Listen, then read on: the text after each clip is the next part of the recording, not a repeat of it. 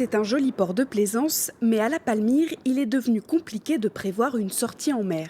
La faute à un banc de sable situé à l'entrée du port. Jean-Luc Bernardi possède un bateau à la Palmyre depuis 17 ans et la situation n'a jamais été aussi compliquée. Au quotidien, ça nous gêne parce qu'on ne peut pas sortir. On ne peut sortir que 3 heures après la marée, parce que il y a ce monticule de sable, et maintenant qui se met à la sortie du port aussi. Donc je pense qu'il va y avoir quelque chose de fait. Enfin, ou du moins, il faut espérer.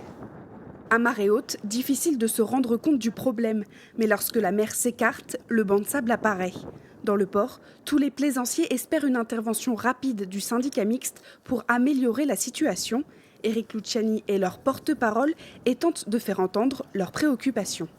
Les plaisanciers, c'est ce qu'ils attendent, et c'est normal, ils payent, et je me dis assez cher, c'est pour avoir une sortie qui soit suffisamment longue. Parce que s'il faut attendre 3-4 heures pour pouvoir sortir, et qu'il faut rentrer 3-4 heures après, avant que la mer elle soit basse, ça ne vous laisse pas beaucoup de temps à naviguer en mer. L'an dernier, une opération de dragage a déjà eu lieu dans le port. Face à l'inquiétude des plaisanciers et à l'importance du banc de sable, le syndicat a décidé de réitérer l'opération.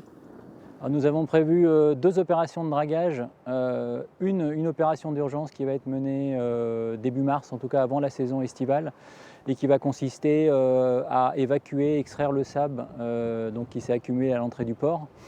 Ça va être plus une opération de brouettage sur des petits volumes et une opération de plus grande ampleur que l'on a programmée début 2021 et qui va consister donc à draguer la totalité du port.